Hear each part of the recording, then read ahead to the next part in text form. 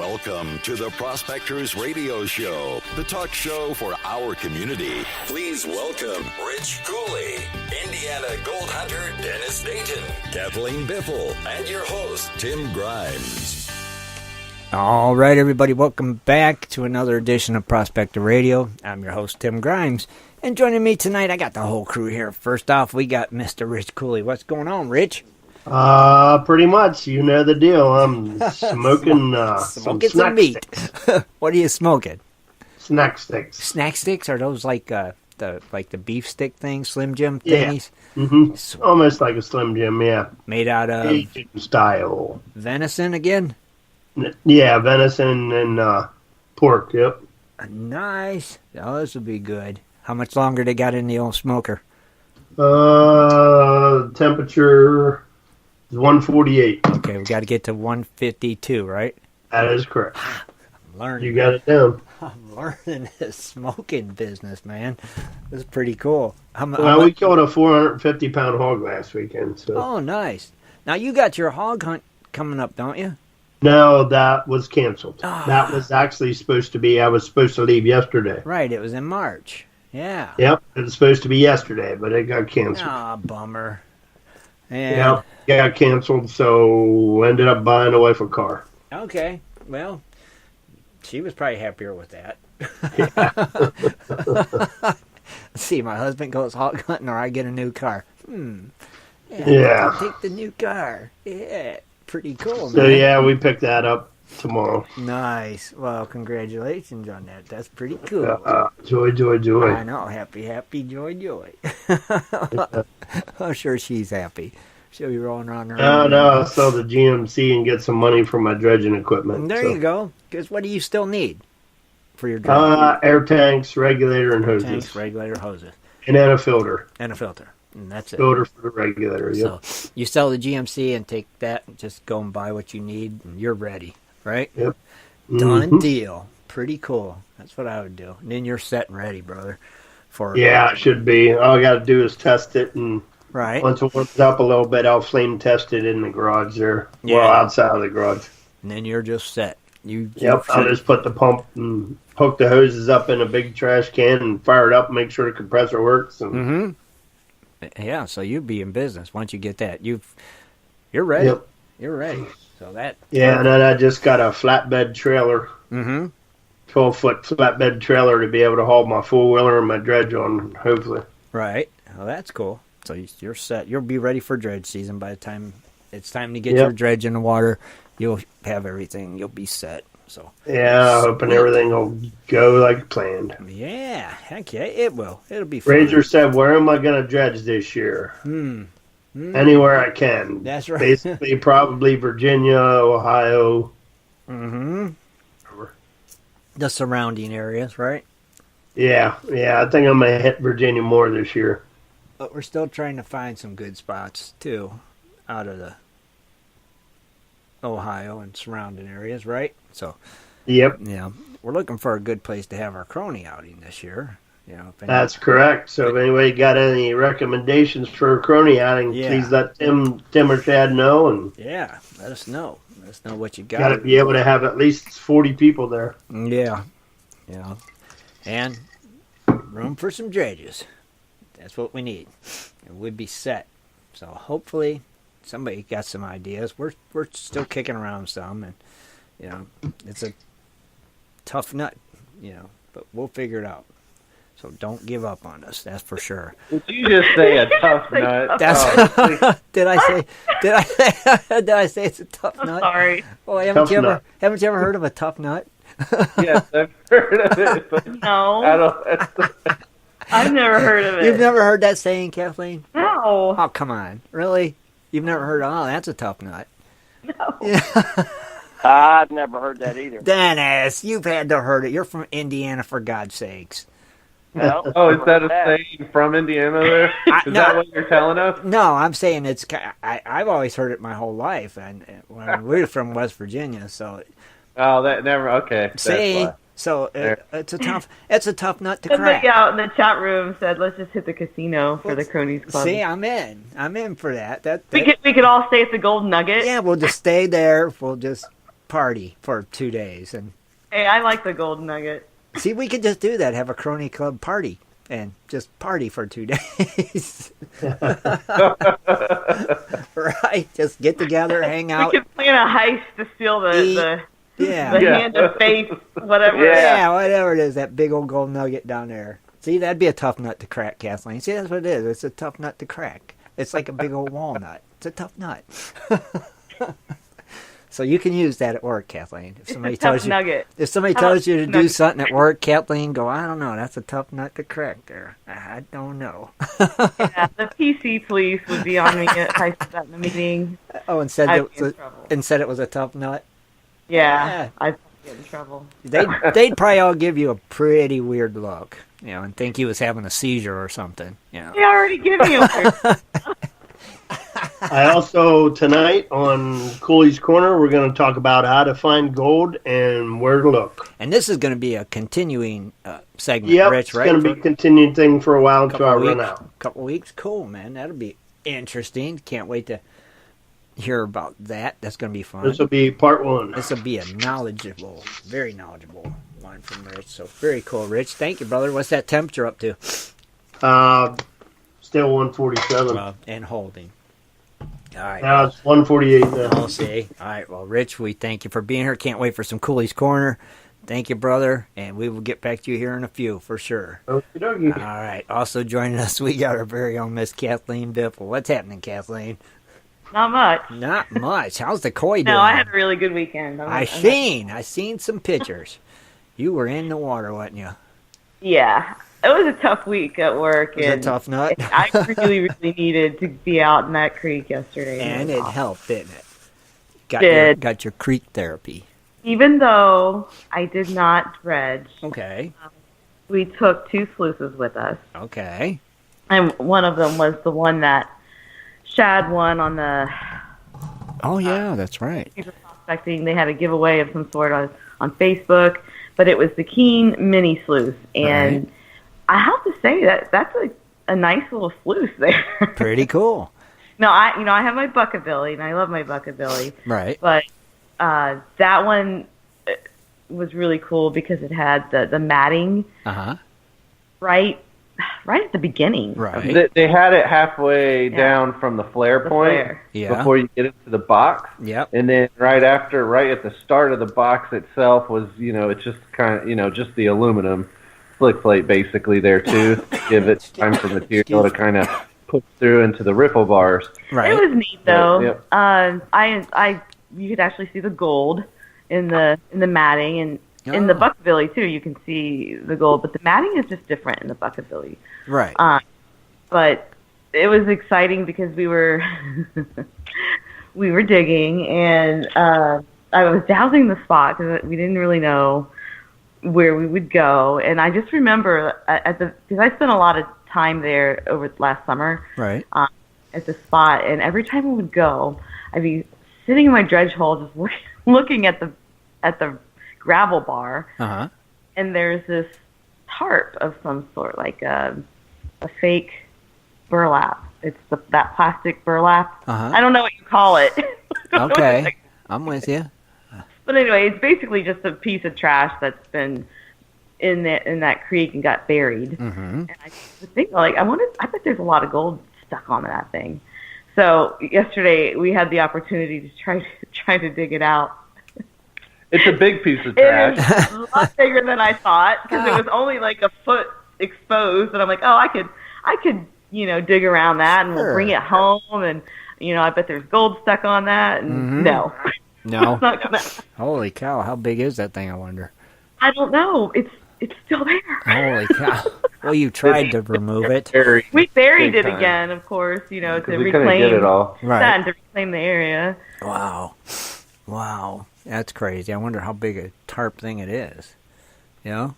That's nuts.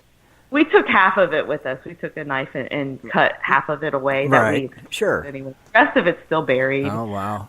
Well, but part 2. Yeah, maybe it'll expose itself later, and you can continue on that journey. Oh, it'll expose itself one way or another. Oh, sure. We can get them dredges fired up and get over there and just suck all the material out around it, right? That'll work. Yeah. Heck yeah. I mean, I can't get that's someplace you can't dredge, right? Because it's right on the gravel bar. Oh, okay. No. And the water is, I mean, if the water is covering that gravel bar, that means the water is moving too fast. Gotcha. And I don't want to be out there with my dredge. Right. So. I gotcha. So how'd you guys do? Any idea? You do okay? Did really well. The weather ended up being gorgeous. Mm-hmm. We were kind of bummed because we didn't do the camper, and then we didn't get the dredges out. But when we got there, it was just perfect. I actually had to shed layers and wear short sleeves. Wow. That water was still pretty icy. I bet that Don't get me wrong. Yeah. The water was like pins and needles. Still 1,000 knives sticking into your hand, but it was. I bet. I mean, we weren't submerged in it, so that made it easier. No, it was just a moist kind of day, freezing cold. And... It wasn't even moist. No? Man, I figured... It wasn't moist at all. I would have figured it would have been. Beautiful. And then we ended up with a nice little bit of gold, and then we had a garnet. I found this garnet. Uh-huh. I've got it in the vial. Can you hear it? Oh, I can hear it. Anyway, it's a good size for, just being in its raw form, but it's really, really clear, and it's red. Really? It's really, really that deep red. Right. Because usually you see the garnets, and they're black. They've got that. Yeah. But Yeah. But one, because it's been in the, just in the water so long. Right. If I can make a ring out of it. Oh, that'll be cool. If you do, that'd be really cool. Yeah, but I don't know how to do that, so I'd have to get somebody to do it. That'd be pretty neat, Kathleen. So to get jewelry made out of something you found like that. Oh yeah, I have a bunch of stuff like that. I mean, that's just something. That's just cool. I found this one day, and blah blah blah blah, and that is cool. So do it. That's pretty neat. So it was a much needed day outside, and we did a little of the cleanup of the cons. We ended up bringing some with us. And get the sleeves because it was like a day trip. We weren't. And when the sun sets, though, it gets cold. It does. Yes, it does. It's still March.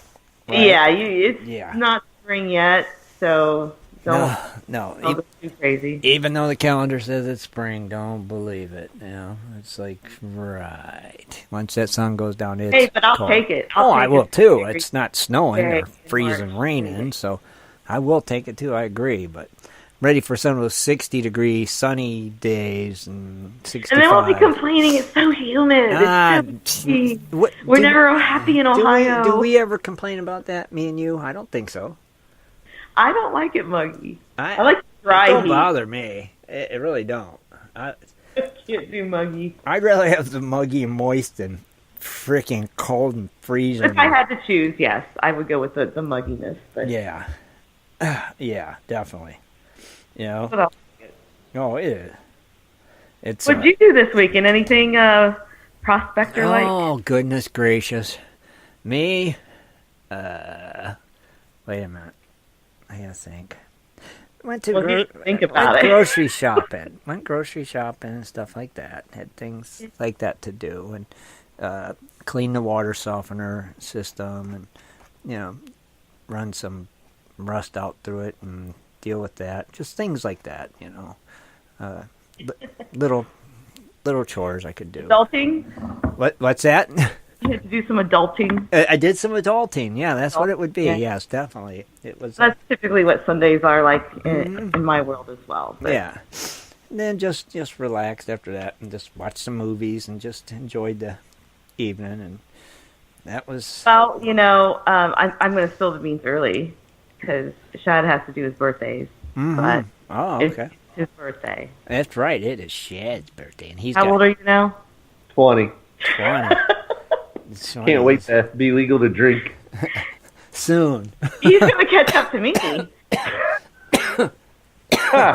Our birthday boy. Age, remember? Dennis is going to sing a special happy birthday to you, Shad, tonight. Oh, he better. I think Dennis should sing a special edition for Shad. Video and all. I really think. I'll click on just Oh, gosh, he's going to put the Skype on. I'm going to get screen recording all ready to go. Oh, get it ready. Get it ready. Live stream it everywhere. To capture that and live stream it. Yeah, definitely. Definitely. Kidding. Oh, heck yeah. So what's no, he's not. No, yeah, he's kidding. What's the essential oil today, Kathleen? Oh, it's a blend today. I'm doing the blend. A blend? I just feel kind of adventurous. All right. Because it was a fabulous weekend. So let's hear it. It is a blend of rosewood, black spruce, and frankincense. Still got that frankincense in there. That's like your base, that's because right? it's a given. That's like a staple for me. Yeah, it's like a base for you. It starts off with the base. It's so good. I could wear this as perfume. Really? It's a clean, almost a soapy scent. Really? Good. But it gives you energy, that kind of thing. Strength in adversity, things like that. Pretty cool. Yeah, and don't forget, if you'd like to purchase some of these fine essential oils, you could get them right there by clicking that link in our chat room. Kathleen will be glad to advise you on what you need for what I'll be your personal oil consultant. That's right, she'll be an oil consultant. How often you get... You're going to be the first one. Yeah, I mean, how often you get your Still own waiting. personal... From the prospecting community? Yeah. I've had no customers. Oh, really? Oh, come on, No. you guys. You guys need to purchase some of this stuff for your wives or your girlfriends or yourselves. Listen to Kathleen. She's... Bathe yourself in these oils. Yeah. Especially if you're like a single prospector. Get you some of that. Put some on. Get out there. The ladies will love you. So It'll attract love. it will. Just like bees to a flower. Oh, my gosh. Just click that link. Well, Kathleen, thank you for being here, as always. Glad you got out. Got you some gold and a nice garnet. That is pretty cool. Very cool. And I'm sure we'll be hearing from you in a little bit. All You're right. so here from me. Oh, definitely will. All right. Also joining us, we got the other half of the Biffles. We got the birthday boy, Mr. Shad Biffle. What's going on, Shad? Nothing. Nothing. Absolutely nothing. Did you have a good birthday? What the heck? Oh, it was nice. I mean, we Kathleen and I had to do some things around the house and for the kids and go see her mom, check on her. But right, bake the cake. Yeah, she baked the cake, so we're waiting on the cake. I seen the cake. It looked yummy. Yeah. I challenged her because she used to always brag when we first got married how great that she could bake a cake, like store bought, and. Well, okay, we'll do it. Well, that was a disaster. Let's just say, first she was making it. It was cool. She walked out of the kitchen. One of the dogs ate it. Oh, jeez. So she had to try again, only she got the whipping icing instead of the regular. You got the wrong icing. So next thing I know, the cake is like sliding off. Layers. Oh my God! That's been about 5 or 6 years ago. I refuse to bake again. Oh, jeez. I challenged her. I'm like, you could either redeem yourself, right, or just be a total failure. Right. That's right. Yeah. And she's redeemed herself. Of course, I know it'll taste great. It looks good. We've cut back on sweets and everything. We haven't had hardly any sugars at all for 2 weeks. Right. So birthday day was kind of like, all right, we'll have some cheat day, with our foods. It was more like a cheat weekend. Yeah. Right. I had a beer last night, and I hadn't drank for 2 weeks. Wow. And it was sweet. Yeah. Yeah. Because they added sugar in it. I was like, this is weird. Wow. I need a bitter beer. And one big gulp of wine. Done. Yeah. Yeah, see? And the not smoking thing, that stuff tastes different to you, right? Everything tastes different, yeah. Well, that's going to be a good cake, Oh, I hope to go into a sugar coma. Not only did I accept the challenge, but I took it one step. It's 3 levels. It's a 3 tiers. Yeah.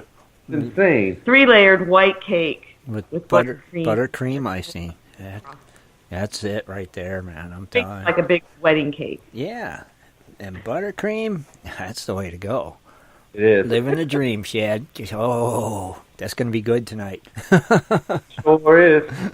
Enjoy, birthday. It's a huge cake. It looked like it. Good deal. Enjoy, Shad. So I know you got your precious metal and your birthdays. Yes, I do. What happened with gold? It's been interesting, I mean, the precious metal market's kind of been up and down lately, but it looks like gold's back going up $4. to 1,313. So it's holding there. Okay. Which is always good news. Silver, that actually fell 3 cents to $15.42. Okay. Now, platinum, that one fell $14, but it's at $846, which last year that pretty much seemed to be the median price for platinum. Right. You know, it'd spike up or drop, so we'll see what happens there. Now, the big movers, palladium, that fell $44. Ooh. But that's at 1,550, so it's still up there. Oh, yeah. But does this mean the market is going to correct itself on the pricing of palladium? I guess we'll see, because it's been moving up for, really since December. It's been on its climb. Right. So I wonder if it topped out, it hit its peak, and it's falling. Interesting. Yeah. Rhodium, that one up $20, 3,280. Good so Lord. That one. Yeah, look at the chart there, and even if you look at like the 1 year one, for instance, it's kind of hysterical because at the beginning when this price started just skyrocketing, it is a steep incline and it hasn't stopped moving. No, that's crazy. It's just climb. Yeah, it's a mover. Yeah, it is. Definitely is. Gosh darn, couldn't we be on that bandwagon? Jesus. Very, very cool though. Interesting. So. Got you some birthdays. Don't forget to mention yours. Oh, yeah. Is Dennis... Yeah. Wait a minute. Dennis. Where's Dennis? Right here. Okay, what are you singing? What are you doing? Are you... I think I can do a special one for him. Can you? Oh, yeah. Are you going to do a special one? I'm gonna do a special birthday song. Okay. You don't even have to hit the play button. All right, you just let it rip, Tater Chip, whenever you're ready. All right. Okay. Oh, God. Happy birthday to all of you. Happy birthday to all of you. Happy birthday, Kathleen Biffle. Rest of them. Happy birthday to all of you. That was a good one. Man. Well done, sir. Way to go, Dennis. Well done. Where was the video? Where was the video for him? On his phone. He's not on Skype tonight. Yeah, I can't do it. That's right. Trust me, I'll make up for it next week. That's right. He was on his phone. I forgot, Shad. Dang it. All right, Shad. What do we got? Well, needless to say, it is March 24th, and some say, I say, it's the greatest day of the year. So if you were born on March 24th, you're pretty much destined for greatness or utter failure, one of the two. So I'll give a shout-out here. We have Bill Staub, Sin, Gold Hoarder Jim, GoldRushTradingPost.com, Gordon Coleman, Jeff Hortzman, Kaylin Fro, Mike McCrory, Robert Edwards, Shad Biffle, Tim Knopf, Black Sand. And then tomorrow... we have Brad, Carol Marie Blakeney, Jay Pedersen, John Jaraki, Ken Eddy, Klondike Kent, Reggae Podraza, Ryan Packer, and Shane McNally. So happy birthday, everyone. Happy birthday, everybody. Happy birthday. So whose page you highlighting? Shad Biffle's? No. No? We're not going to talk about Shad Biffle. Okay. Well, who we highlighting tonight? Oh, that's a toughie. I'm surprised. Well, I'm not really surprised. There never is a lot of people that have March 24th birthdays. Right.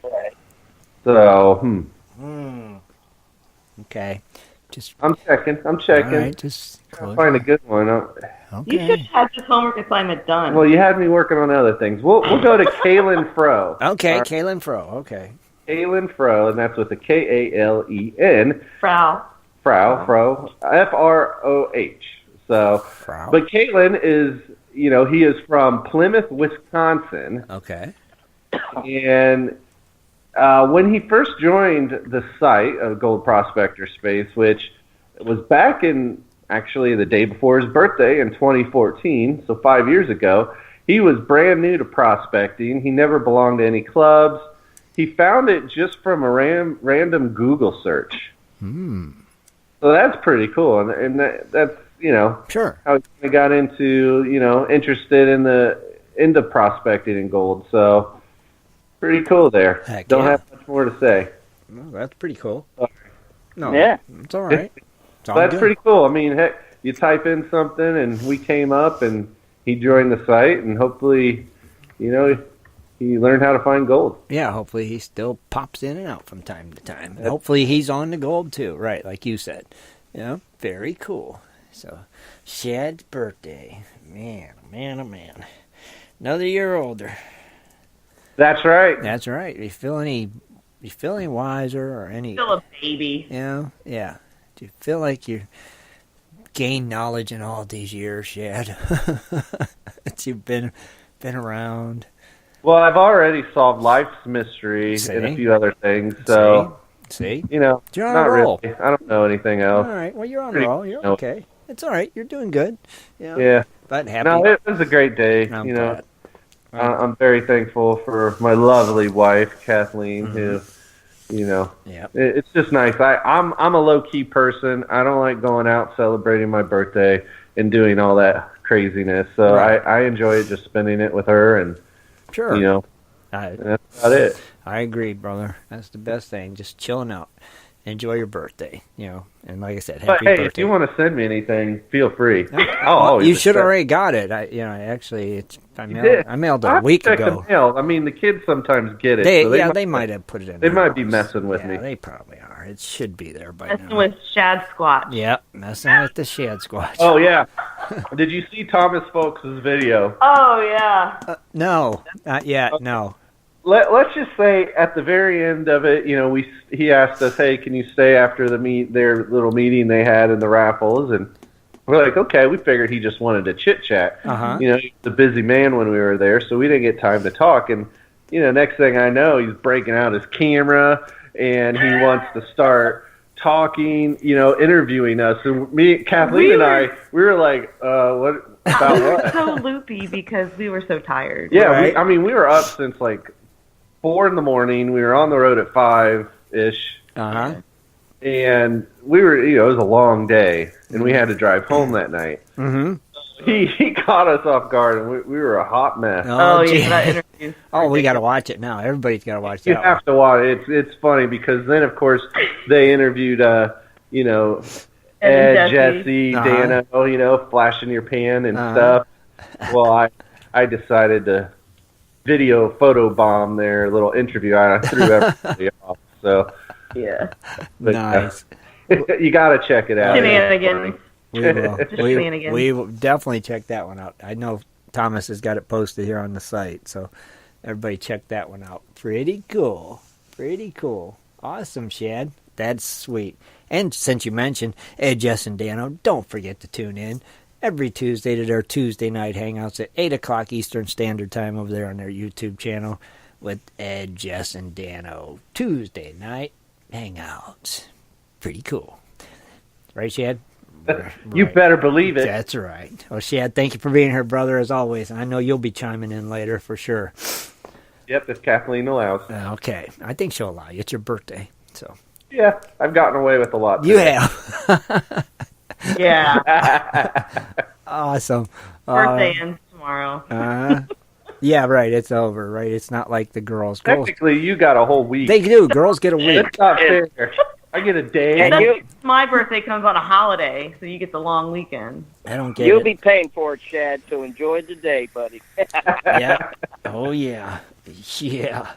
Yeah. Enjoy. Awesome. All right. Also joining us, last but not least, we got the Indiana Gold Hunter himself, Mr. Dennis Dayton. What's happening, Dennis?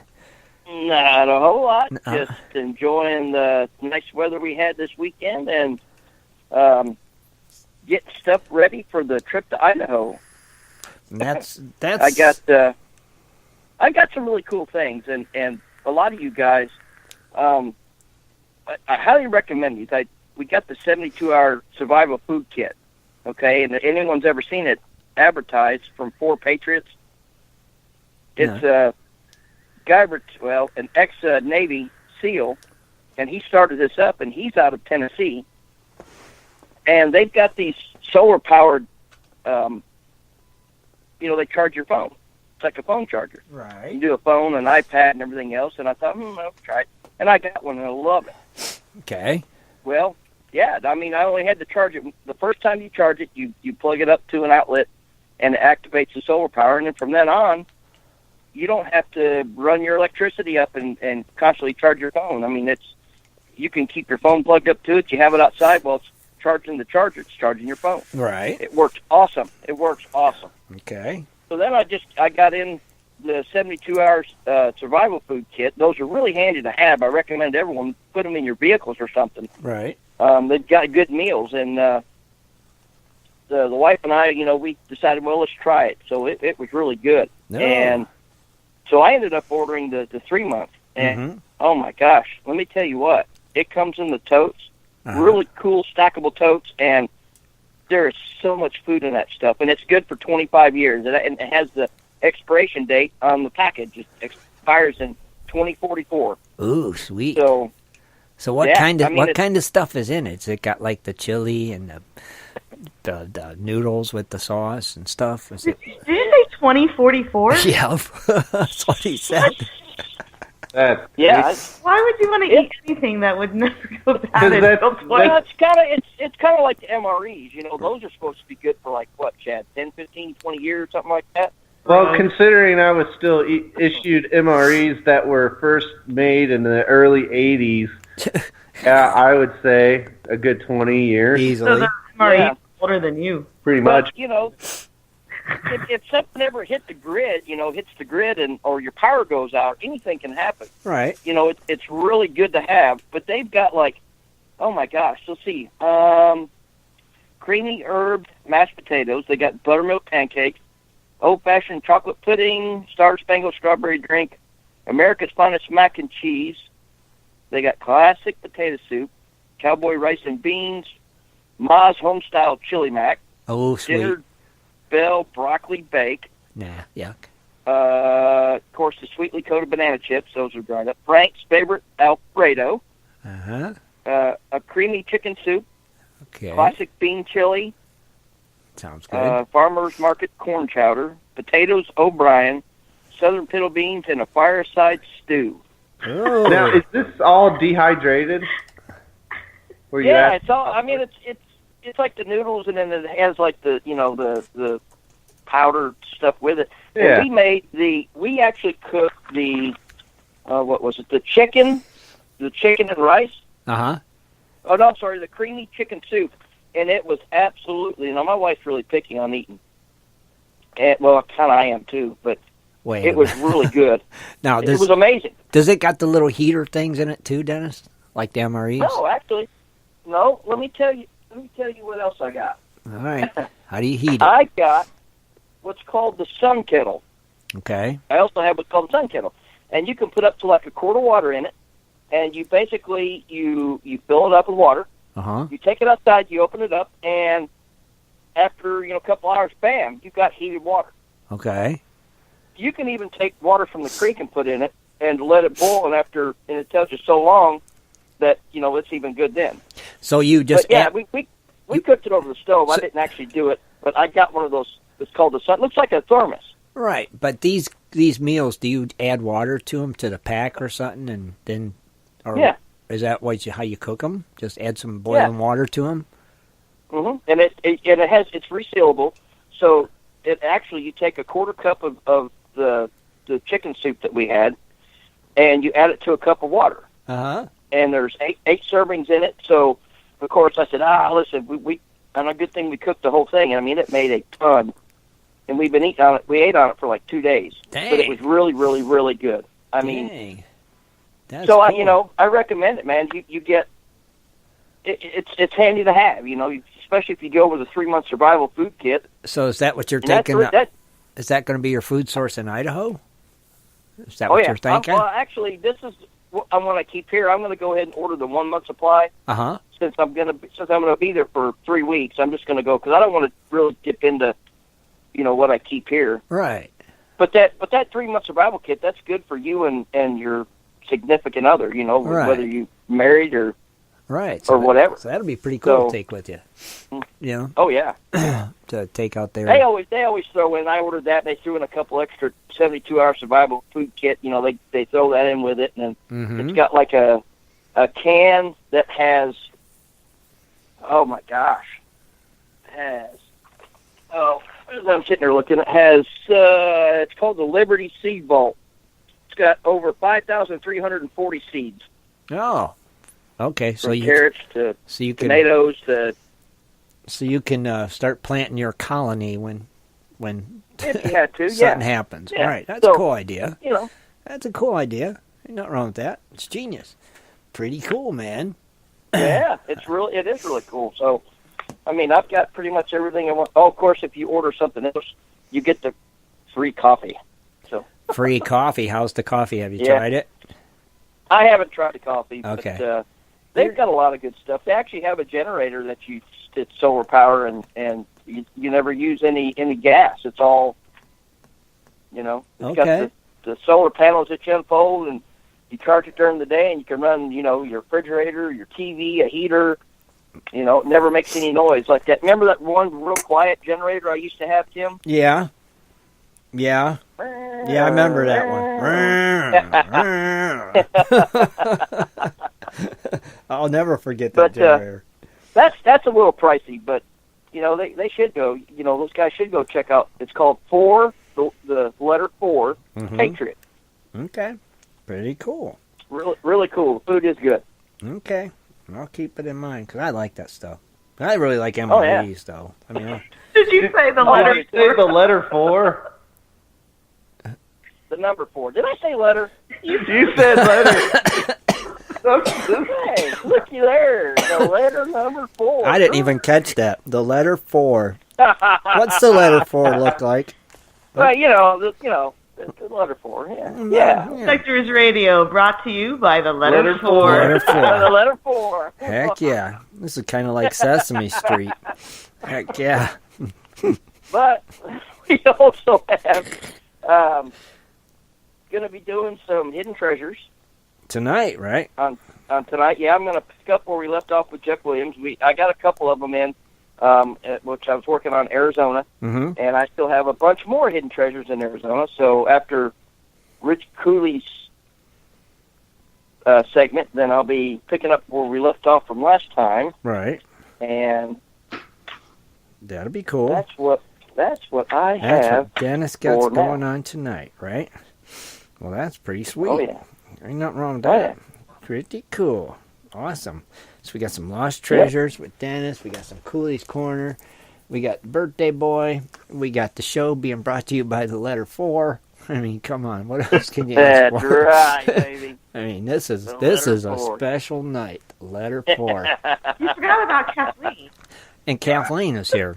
Oh, man. I didn't forget about Kathleen. Never forget about Kathleen and her essential oils is here. Always. The garnet finding machine. Kathleen. I'm still stuck on this letter 4 thing. Oh, it's pretty cool, isn't it? Yeah, it is. And if anybody can show me the letter 4, I'd like to see it. Because I keep picturing the Sesame Street. Today's episode brought to you by the letter 4 and the color green and the color 8 or something. Since we got the letter 4. Jesus. Oh yeah. God. So how's Timmy doing? Fine and dandy. Another day. Just like. Still haven't heard anything from surgery? No, I'll call him tomorrow. Because they tried calling me Friday. I played phone tag with them. So I'll give him a call tomorrow. I went and seen my heart doctor. He gave me the yay. He's like, it's all good. Go for it. Just quit taking your blood thinners for 5 days. And then when they're done, just start them up again. I'm like, okay. Now, the weather was really nice in Ohio this last weekend. You didn't wash your car at all? No, it just still wasn't nice enough for me, Definitely wasn't, Oh, my gosh. I need it to be a little sunnier so I can get out there. And it's going to be hard with my arm like this. This is what's really going to kill me. So I can wash it with my left hand. I need my right hand to do that, to get in there. Really get that grime out of there. It's like, oh, man. Wash on, wax off. Right, exactly. How am I going to do wax on, wax off? It's going to be wax on, wax on, wax on. And I'm not going to have my right hand for wax off. So, right. It's... So, waxing your car? What, Kathleen? Waxing your car? Waxing my car is what I want to do. I mean, you know that. I want to wax it. And yeah. Wax it and hug it. And yes, and kiss it and squeeze it and make it mine. Sorry. Squirrel. Well, that's me. You guys know it. Yes. So as you're getting this link ready, Tim, and I know you probably got it ready to go. Oh but no, I don't, because my stinking computer. I bet you Shad's got it. And he'll pop it in there. I bet Shad will have to step in. Or Jaron. Again, and well, every time I do it, my dang computer crashes on me. You know, it's called lazy. It's called suckycomputery.com is what it's called. Wax on, wax anyway, off. well, as somebody put that link in there, I was just going to remind everybody. It's right there. You need to check out that link. Click on that link and find what it's about. We've got a couple of really good giveaways for March. And, man, you want to... All you got to do is click on the link, check out the site, become a premium patron, make a $10 pledge, and you're in. It gets you entered into all the monthly giveaways. There's a really good draw for this month. So if you're not in, you've been thinking about it, get in it. Because the Decam that you're giving away, which is like a GoPro, but a lot better, and the AP pinpointer, which is, it's orange and it's waterproof, and man, that thing detects metal gold. I've had it out using it, and it's awesome. Pretty cool. So so come join the family. It's as it grows, it gets bigger. It definitely does.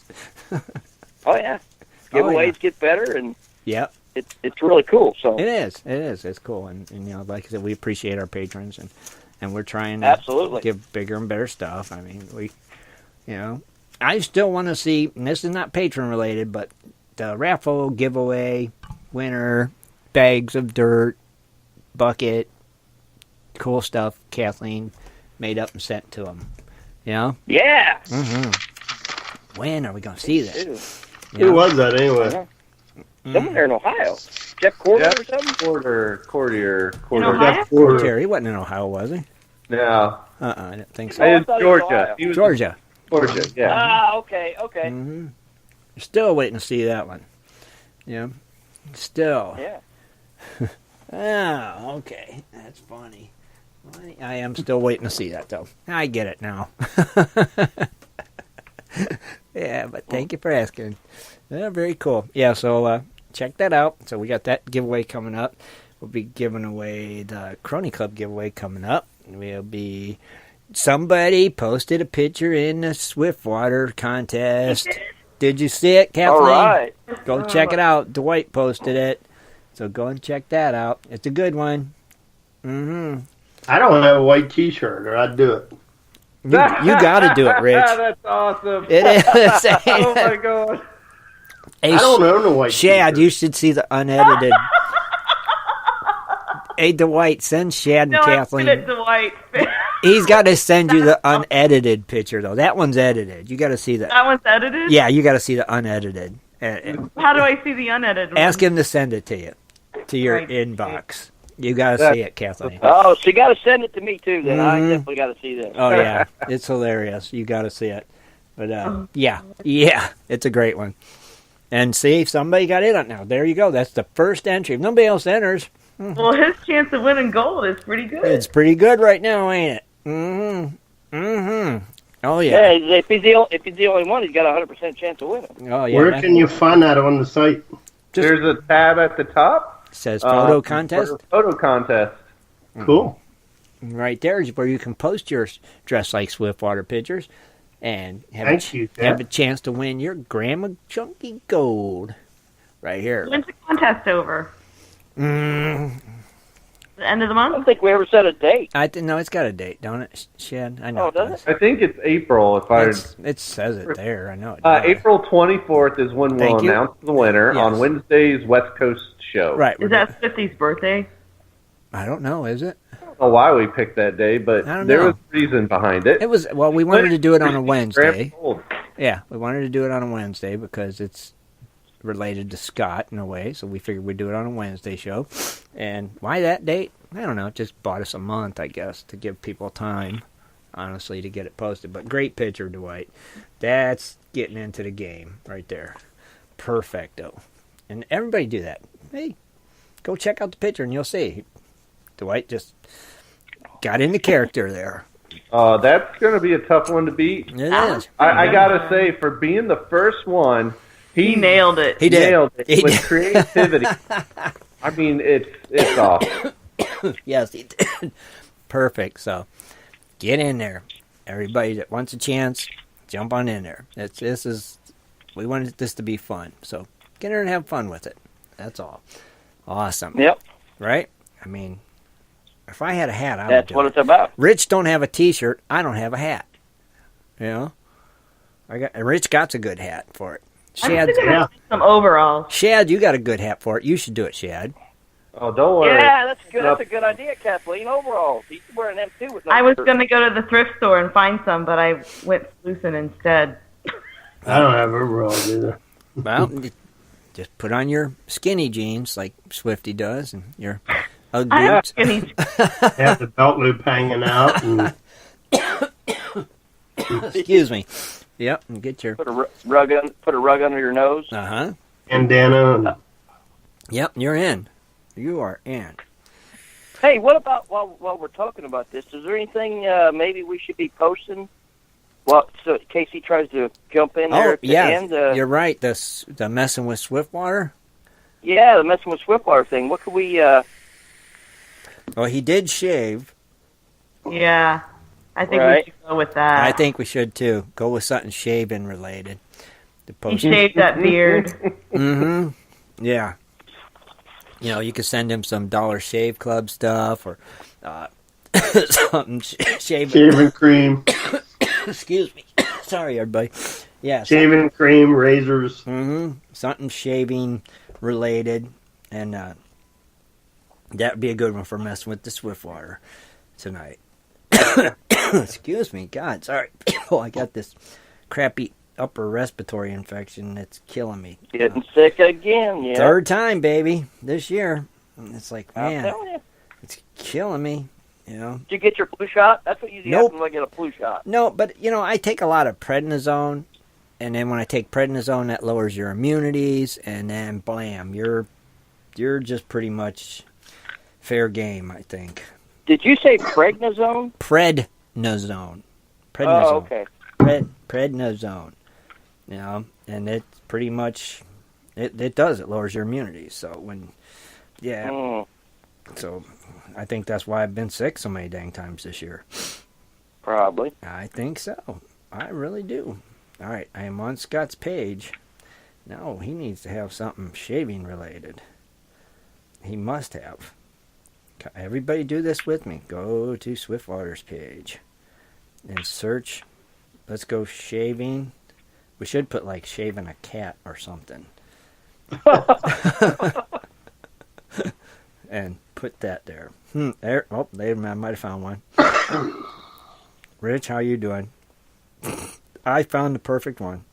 I'm not doing it. I can't get on Facebook yet because I'll lose Skype. I'm going with this. Wait, that's not shaving though. Dang it. All right. Well, what we'll take a quick break. Dennis, thank you for being here, brother, as always. Thank you, buddy. Thank you. So what we'll do is we will take a quick break from our sponsors, and when we come back, we'll be back with Rich Cooley and Cooley's Corner. Dang, I got to go down the hallway. Hold on. I'm heading down the hall. I'm in the hall, walking the mile.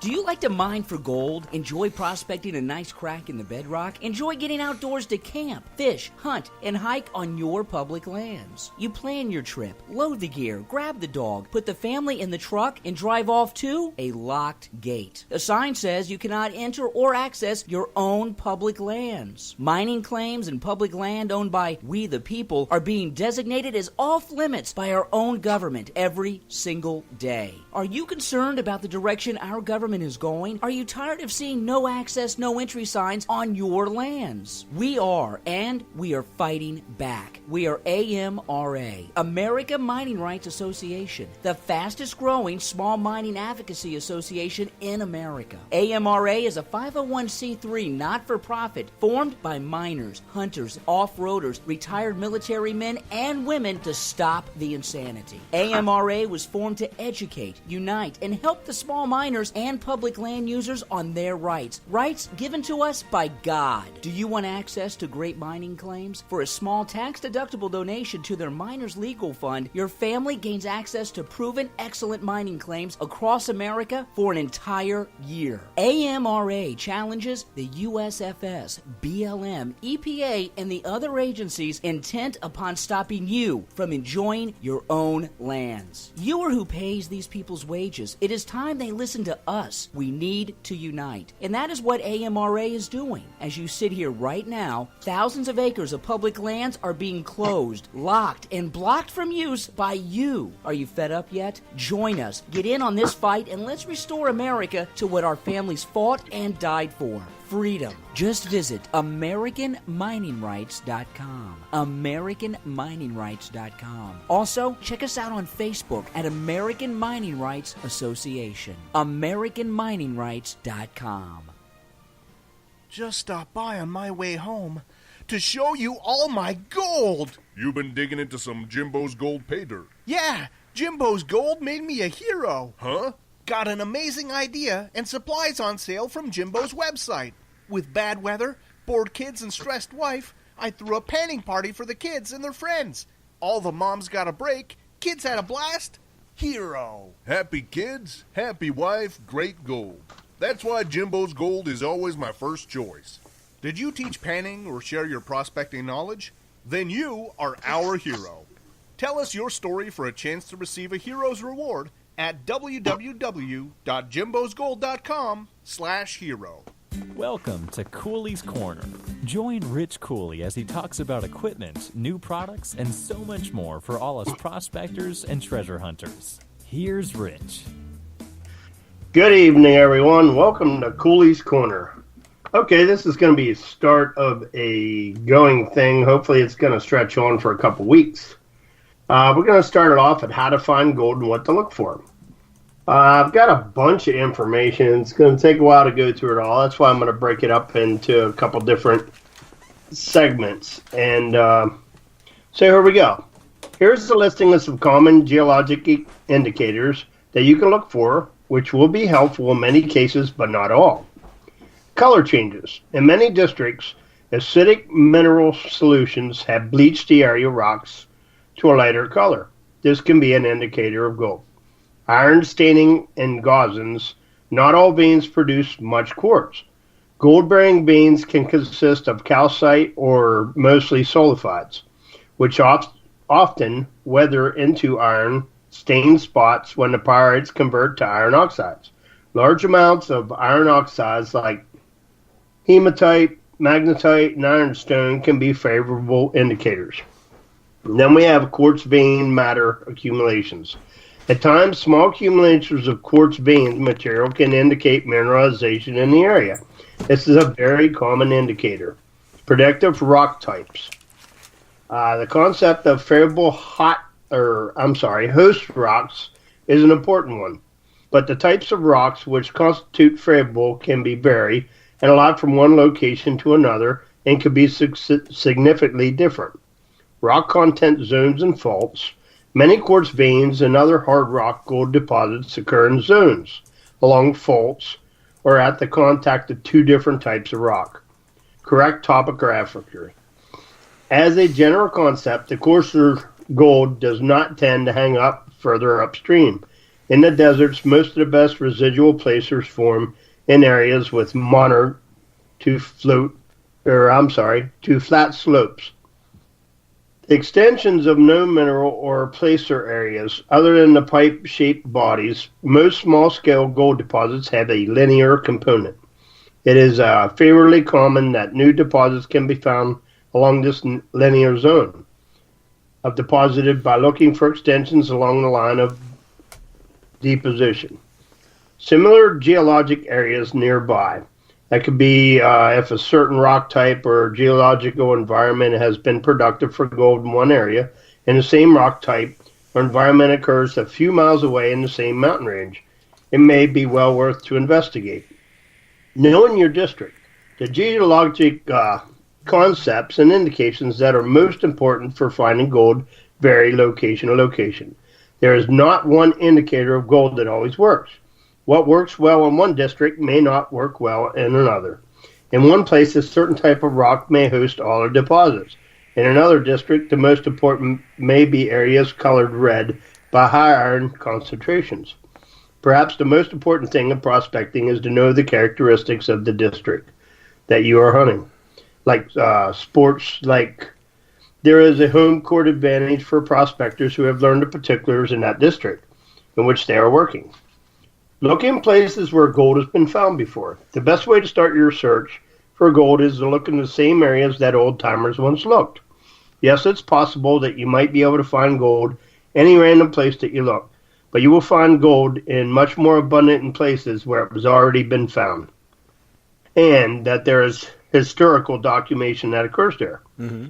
Beginners often just go to the nearest river or creek to their home, do a bit of panning, don't find any gold, then assume there's no gold left to be found. The truth is, there's still tons of gold out there, waiting to be found by prospectors, but you have to know how to find it. Do the research. Research is the best way to find places where gold occurs. Mm-hmm. You aren't likely to find a brand new gold discovery, but you are likely to find an area within an existing gold-rich area that still has some gold. Find the old mines, the rivers, the creeks, where the early miners were searching, and you're more likely to have success. Finding these places can take some experience. Some indicators are more obvious than others and somewhat subtle. An open mind at it is obvious, but a small creek that's hand-placered over 150 years ago might be not so noticeable.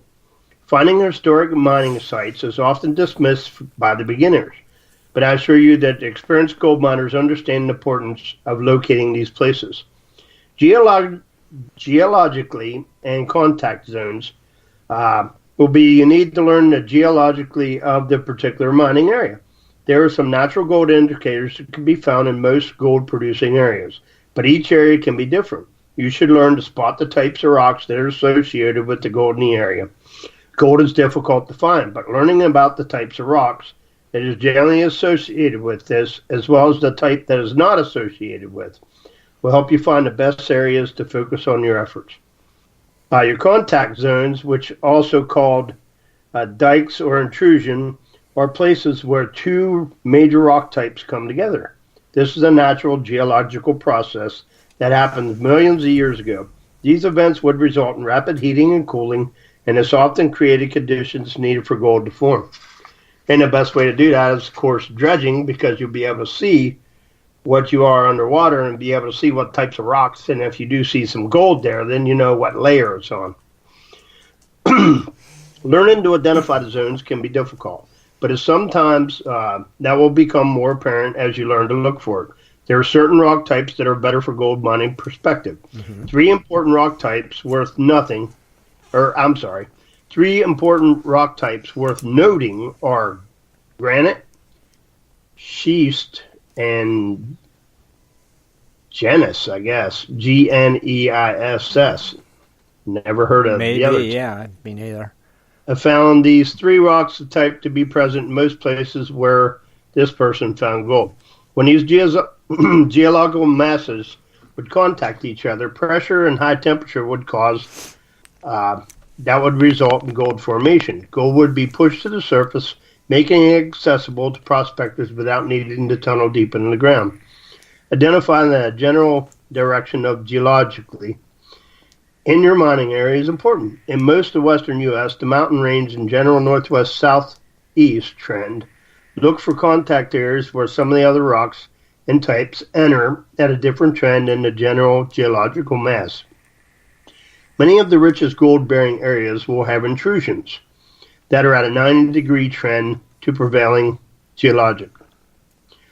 While granite, schist, and let's say gneiss are usually the main rock types, that isn't always the case. It can potentially be any combination of rocks, although you usually make up at least one of them at a gold-rich contact zone. The color changes of soil are also good indicators of contact point. Sometimes the major source of bedrocks has eroded away long ago, leaving behind only soil. You may spot a bed of ready soil indicating an iron-rich intrusion that once existed. The host rock has eroded away, but the red soil and potentially gold still remains. The ground changes can be obvious or subtle, depending on their size or difference in color. Ground cover from grass and trees can also hide them. Sometimes types of plants growing in different soil types can help you find them. Contact zones can be short, as a few feet in length, or they can run for miles and miles. In the California Motherlode, for example, you can look at a map and see the major gold mines that seem to line up perfectly in a straight line over miles and miles. They have located contact zones with gold. Learn to identify the natural gold indicators. I think finding historic gold mining areas is the most important first step to finding gold prospecting areas. But serious gold miners learn to identify natural gold indicators. These are things that are commonly associated with gold. While most of the rich gold mining areas have been found, there are certainly still some places out there with good gold to be completely overlooked by others. If you are fortunate enough to find these places, you are likely to be rewarded with some exceptional amounts of gold. Once again, the main takeaway here should be that you need to learn your geologically of your mining district. When you understand the geology of the places where gold has already been found, you're more likely to spot the places where it might occur. Mm-hmm. Often, the old geological reports that you use to research areas to prospect will tell you about the prevailing rock types in that area. Pay attention to those details. Just importantly, you need to know the rock types that are unlikely to be associated with gold. You get into hematite, magnetite, and black sands. Most of the time, when you find gold, you will also be finding some black sands. These sands are a variety of iron-rich materials, most commonly hematite and magnetite. Black sands aren't necessarily a great indicator for gold, since there are black sands abundant in places with little or no gold. However, in places where it does exist, you will frequently find gold with these black sands. That's why we always say, if you find lead, it can be an indicator, there could be gold there, because lead is pretty close to being heavy. Right. Let's see. Learn to identify man-made evidence of mining. Evidence of mining activity is most easily seen by finding the disturbances that early miners left behind. Do you see those rock piles? Those are old digging dating back in the 1860s. Miners had to move the big rocks to get down to bedrock to get to the gold.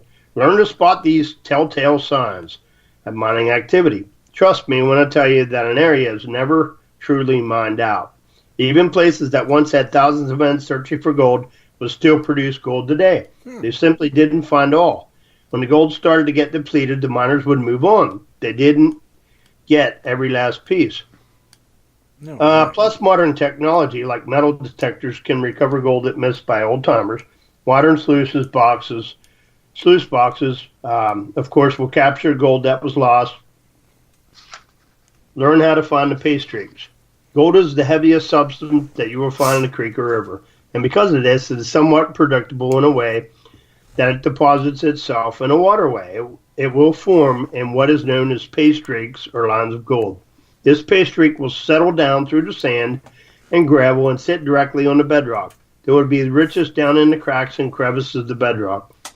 High water during the spring will add more gold to these pay streaks. They are constantly refreshed by the gold that arose from the hills and feed in the river. Inside bends of the river, where water flows, is the best known place to find gold deposits in pay streaks. But they also form concentrations behind boulders, log jams, under waterfalls, or anywhere the velocity of water slows. In recent years, suction dredges were the best way to efficiently mine the gold pay streaks in a river due to the ability to process lots of gravel from the riverbed. Dredges are still the best tool for the job, but permitting and regulations have gotten difficult in recent years. Many prospectors are now limited to using sluices, high bankers in many areas. Look for the vertical schist. I mentioned earlier in the schist was one of the rock types that gold is commonly associated with.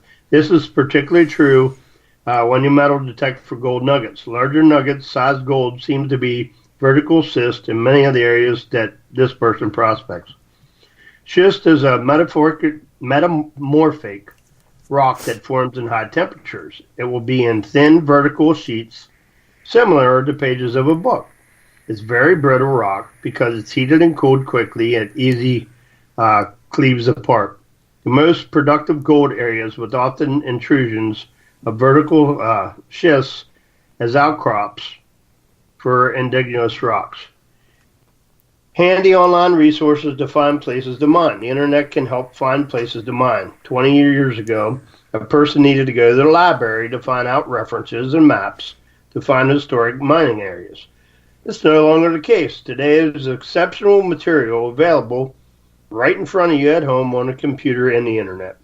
Google Earth is a really handy tool for finding old mines and other mines that might want to explore further on the ground. Use the satellite image layer to look for evidence of past mining activity. You can use it to look for old mining shacks, tailing piles that might produce gold specimen, creeks that have been placer mined, dredging tailing piles, hydraulic mine pits, and much more. There are many other modern tools that are of great value in the modern prospector. One of the best out there right now is mylandmatters.com.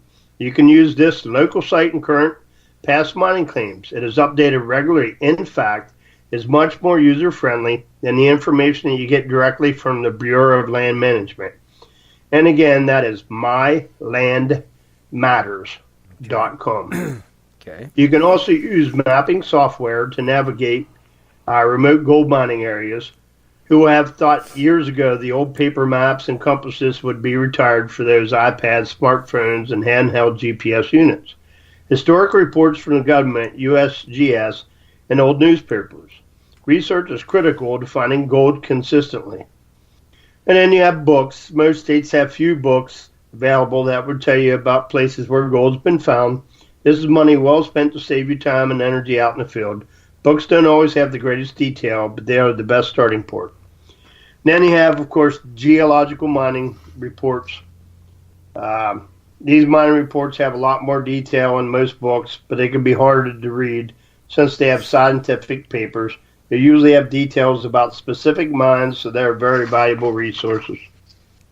And then you got old newspaper articles. Your local library might have a couple of historic newspapers available for you to look at. If you can find a newspaper from the 1860s, you will find a gold mine of great information articles about new mines and gold discoveries were common during this time. So there we go. There's How to Find Gold, What to Look For, Part 1. That's pretty cool, Rich. I like the information. I know it was long. Sorry, guys. No, it's not. I like that. And then somebody put the link up to the mylandmatters.com, too. Yeah, I haven't been on it yet. I was just reading through it and looking at it. But there's some other map history sites, too, that you can go on. And I can't think of the name of it right now. But you can actually do an overlay of the map of an area that you're at now and then back in the 1900s. Mm-hmm. I forget the name of the site. Maybe I can think of it here later. But yeah, no, that's cool. I like that. I'll check that out. mylandmatters.com. See, it'd be cool to go to some of them old sites because you know they didn't find all the gold. It's impossible, right? Right.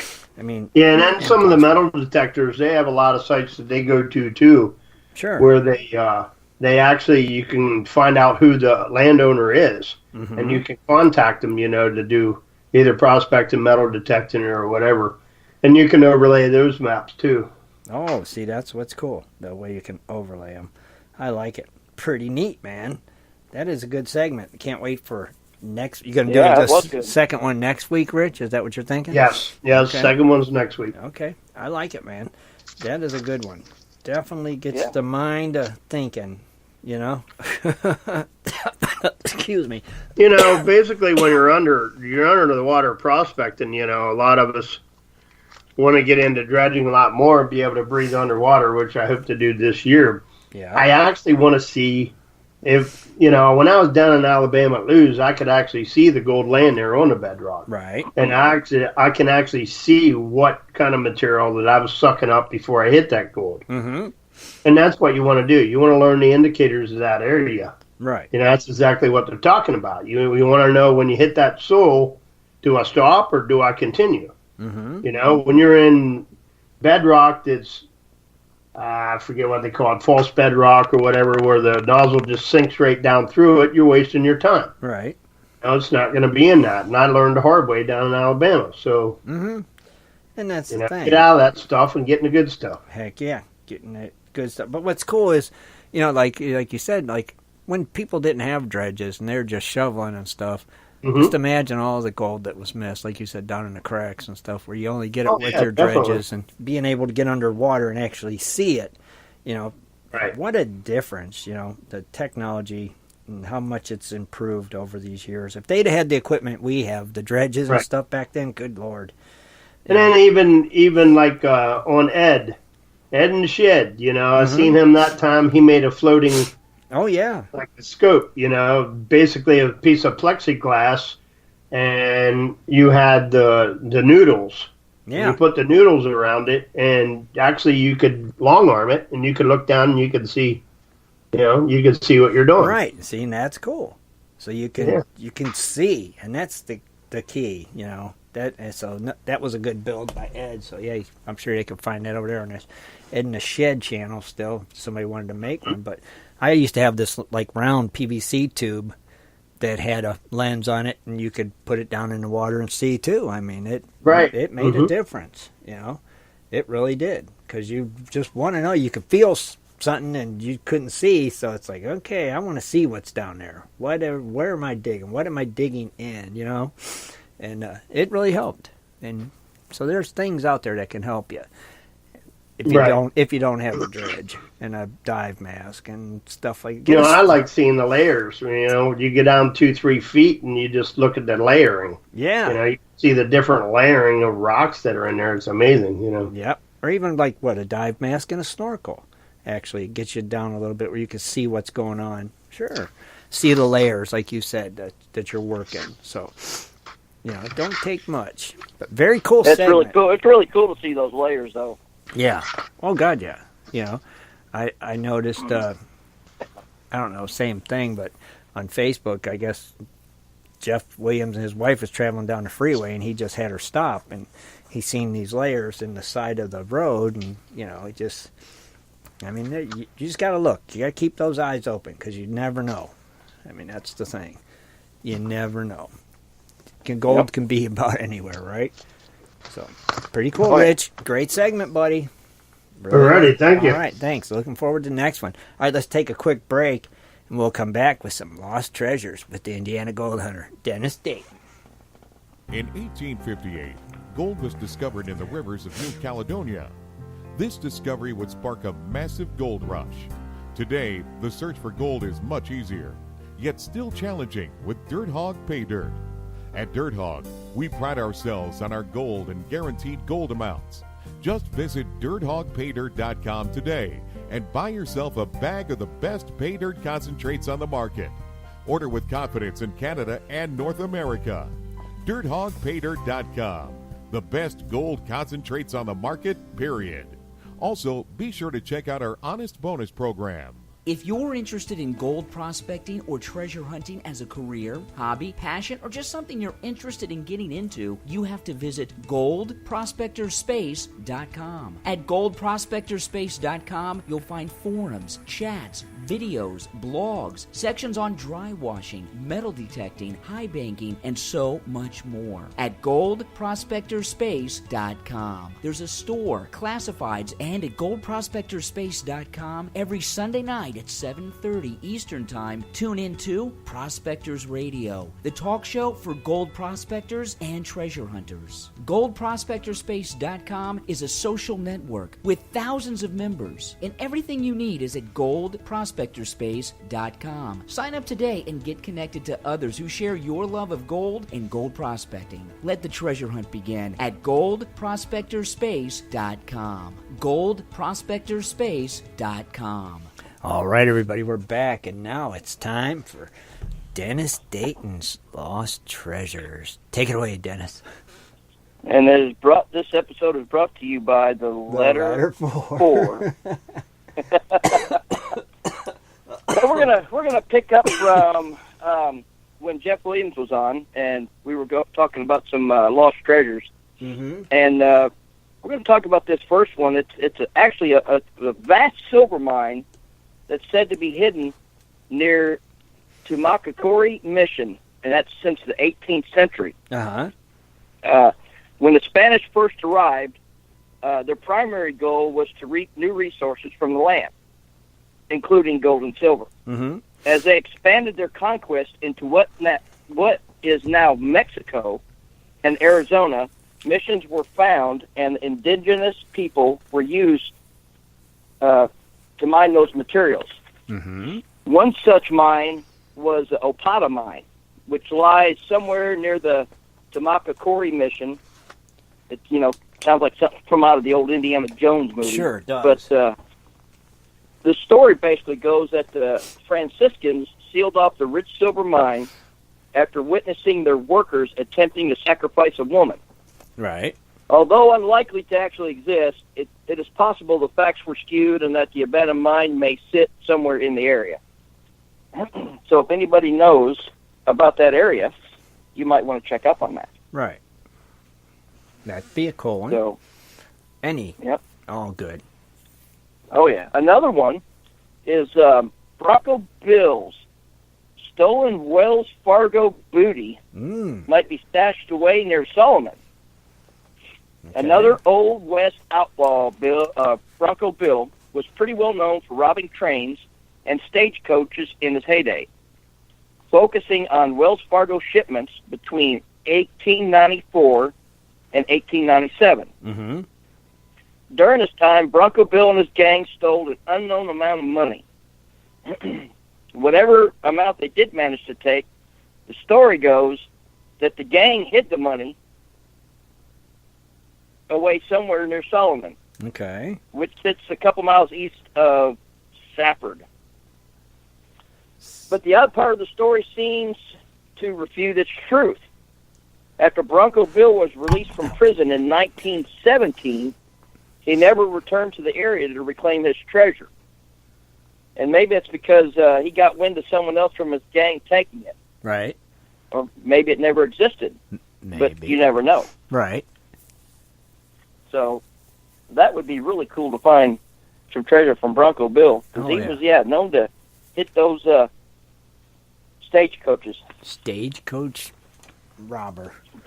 Bronco Bill. Pretty cool. Okay, another good one. Another good one. This one here is a robbery at Canyon Station, which may mean a mound of gold and coins may sit in their tenement.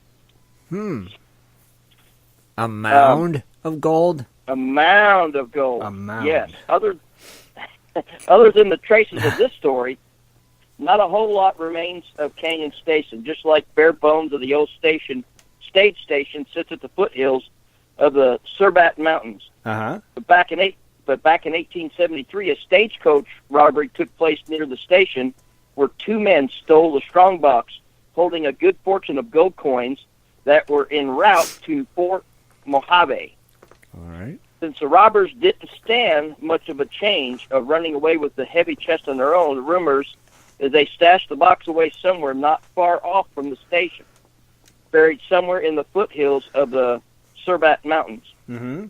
The two men were never able to return to their loot. One died upon getting caught by authorities, and the other died while an inmate at Yuma Territorial Prison. Oh, okay. So that would be a really cool treasure to find. Yeah. Why is there so many good treasures out in Arizona?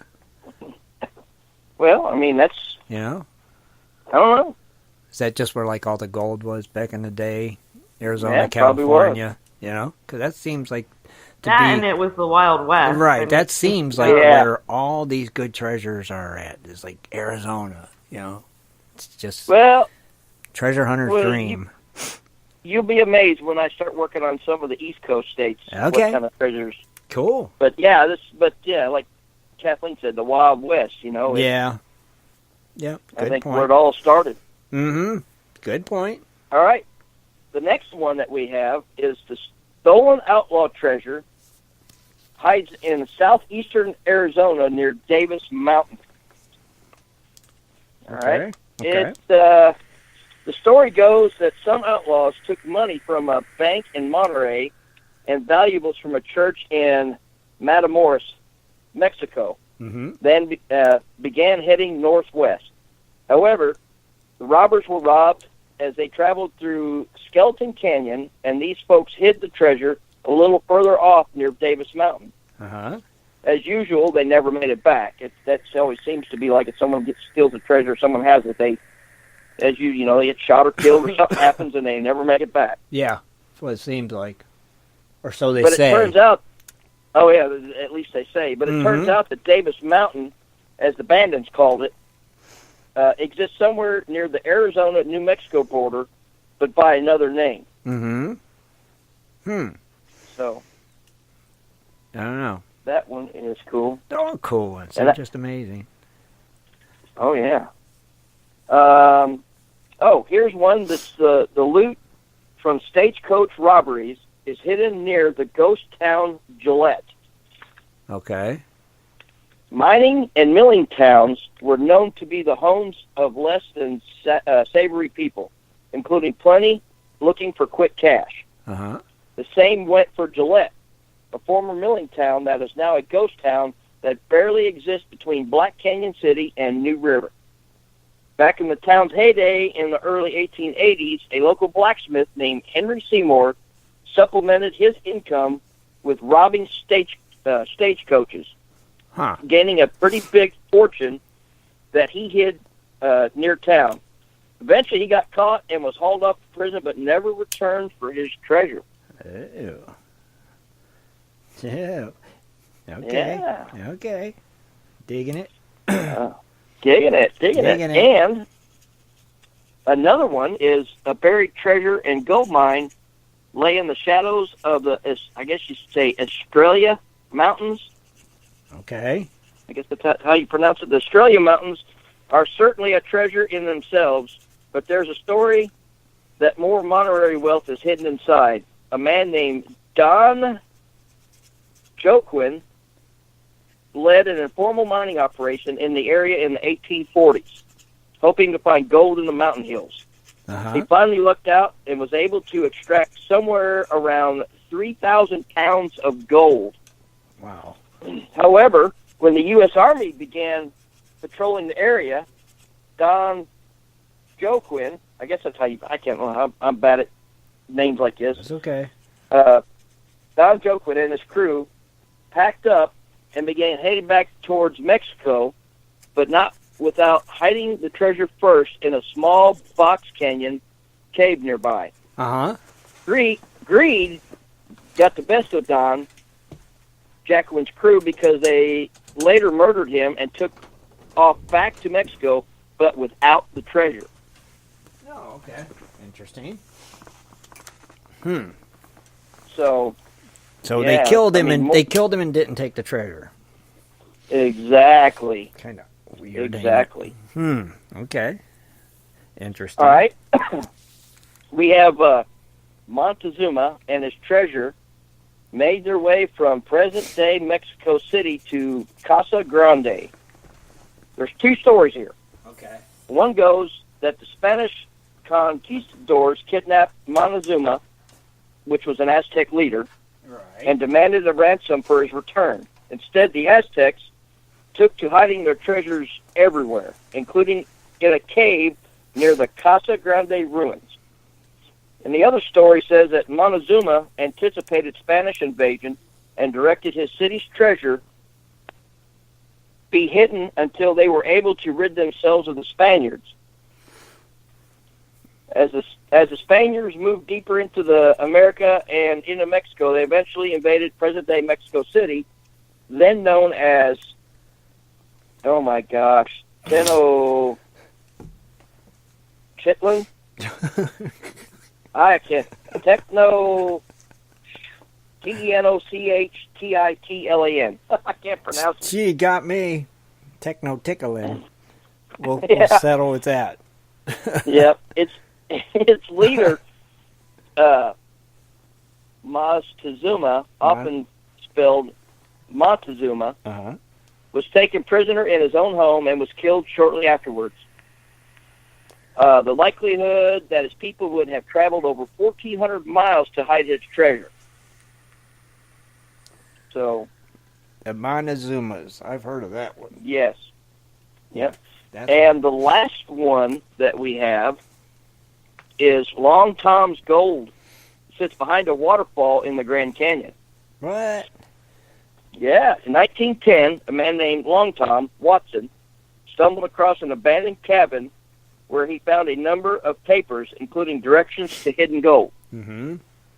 Tempted to find a large amount of wealth, Long Tom attempted to hike to the hidden loot, described as buried behind a waterfall inside the Grand Canyon. Okay. Eventually, he came across a waterfall near Horse Thief Trail and found gold nuggets galore. Unfortunately, Long Tom broke his leg as he prepared to leave, and he had to leave his gold behind. After he recovered from his injury, he attempted looking for the treasure again, but was unable to find it. So that one's still out there too, or somebody else found it? Oh yeah. I wonder. Well, as far as I know, no one's found it yet. So right. It's just the lost treasures of Arizona. There's just a lot of treasures in Arizona. Oh yeah, brought to you by the letter 4. Brought to you by the letter 4. That's correct. The letter 4.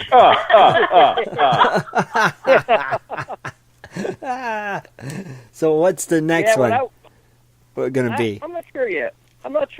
I still gonna. You're gonna. I just gotta through the week. I kind of go through and I look at some of them and jump back and forth, east and west. Yeah, I mean, there's going to be a couple of them that'd probably take a couple weeks because there's so many lost treasures. Especially out west in some of those states that it would take up a long time. So I'll break them up into a couple segments and. Right. But there's a lot. There is a lot. Right. So if we go East Coast, West Coast, East Coast, West Coast, East Coast, West Coast, that'd be cool too. That way. Yeah. I mean, that's a good idea. I might do that. I might do one from the West Coast and then hit one on the East Coast, and I might jump up into Canada or actually Mexico, or you never know where I'm going to jump around to. Right. That'd be cool. That way it keeps everybody interested. And if they do decide to go out and look for any of these treasures, please be responsible and be careful. Please. Yes. Remember, brought to you by the letter 4. That's as good as Goo NASCAR. The letter 4. And Goo NASCAR. Oh, yeah. I'm telling you. You will never let me live that down. Never. And in 30 years, I'll be like Goo NASCAR.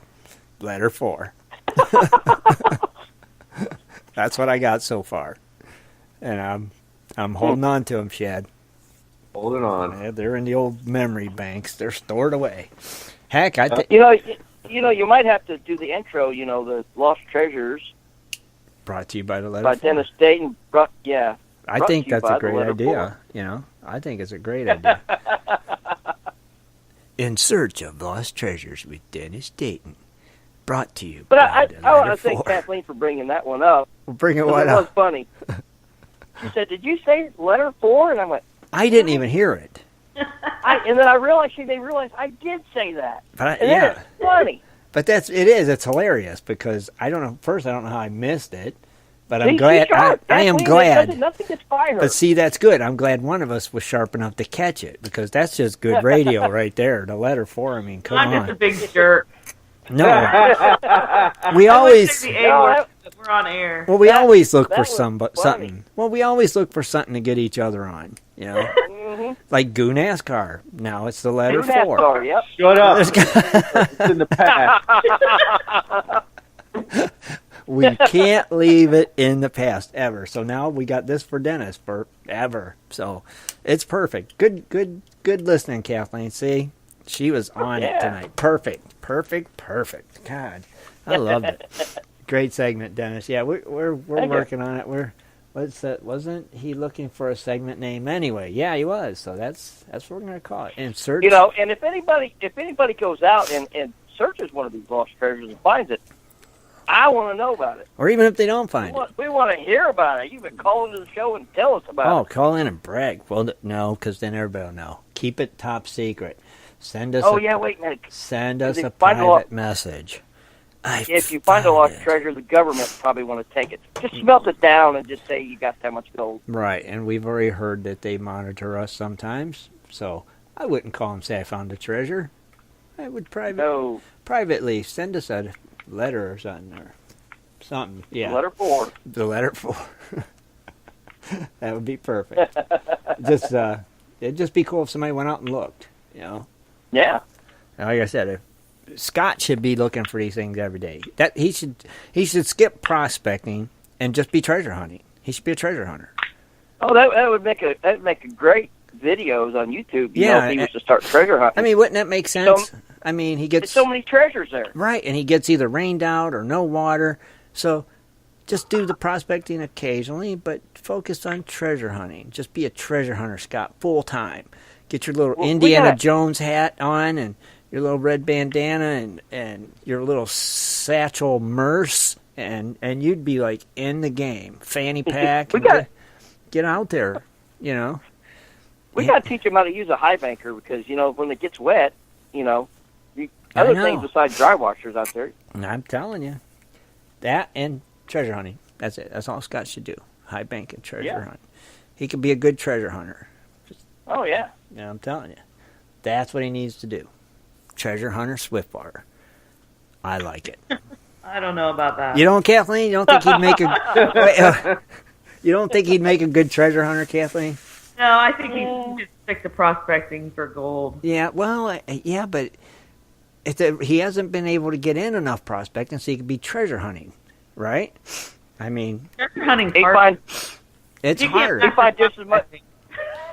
He'd probably find just as much gold as he does treasure. Right. So and then if he does hit on some treasure, he's going to be like, yeah. I don't know. I think he'd be good at it. Yeah. I say, yeah. Scott, think about it. Aren't you being nice? I am being nice. I think he'd be good at it. He's got the time. He can invest in it. He's been in Arizona a while. He knows it. He knows of a lot of these. He'd be all right. He could do it.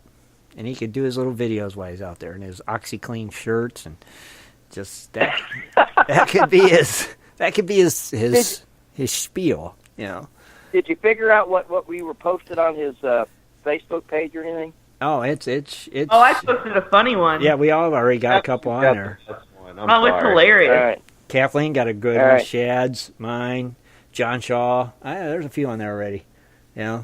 Got to get some. He's probably listening right now. Oh, he's probably listening now, yeah. He actually sent a message to us. Are you guys live? Yeah, and we're brought to you. Yeah. Maybe if he was listening, he would know. I know, right? And they're brought to you by the letter 4, Scott. We are live. Oh, yeah. That's Scott.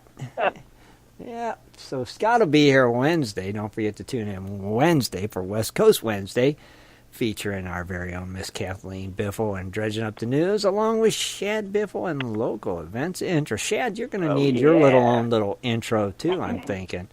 No, he doesn't. Dude, I'm not even on the main show intro. Why would I get that? I know. You're not? Why isn't that? He's the producer. Oh, that's right. That's right. Shad's not in the loop yet. Even though he's there, he's kind of like not there. Man, I get mistreated. One of these days, Shad, one of these days.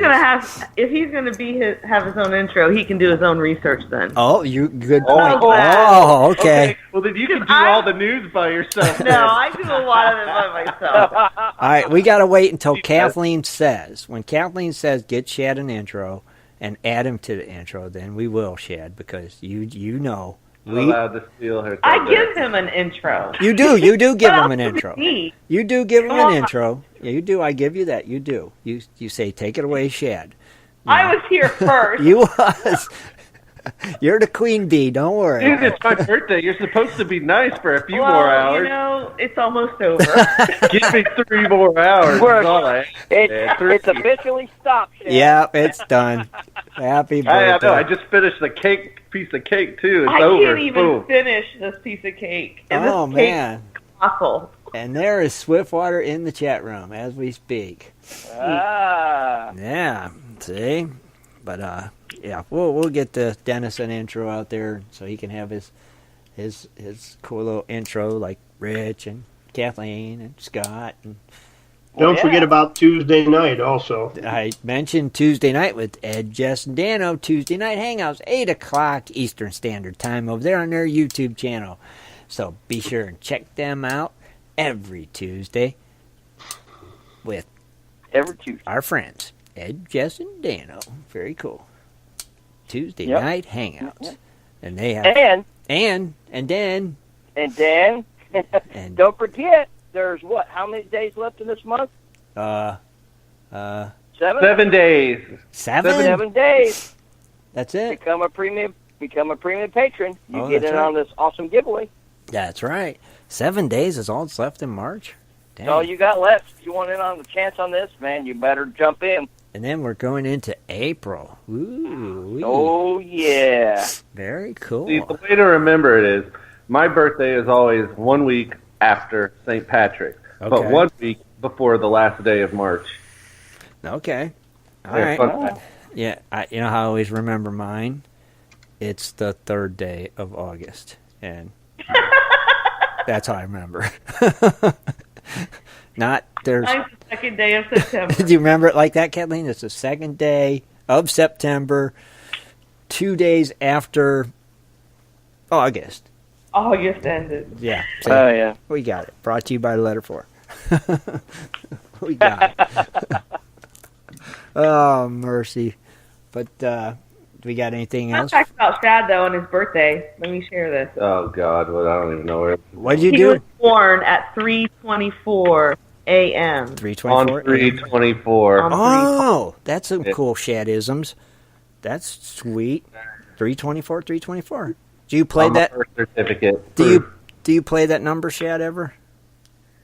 No, but He won the lottery today. Well, get out of here. $100. Nice. Yeah. That's cool. And I won $50 from Pick 3. Congrats, so I'm up to brother. $150 today. Congrats. Way to go, man. Wish they were doing the big drawing tonight, but we bought tickets. Hey, that's a cool birthday. You won something. Way to go. You've been kind of lucky lately. You won that sluice. Now you just, I know. He has been. What's going on, Shad? This may be your year.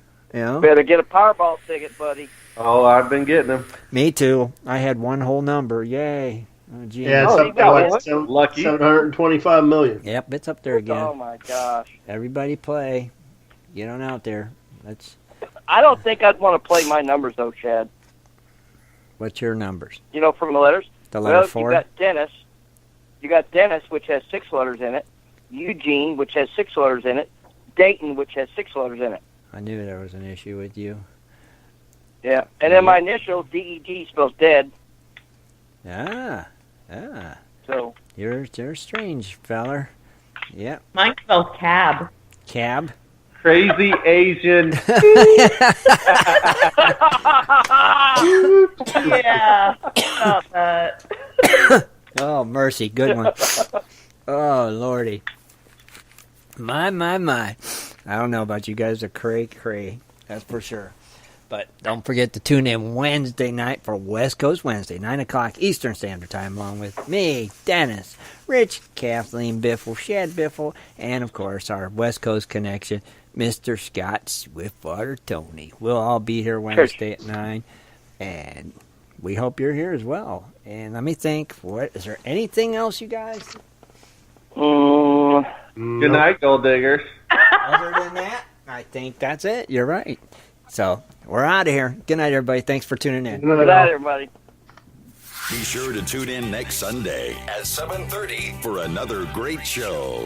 For updates and more info, please go to www.prospectorsradio.com.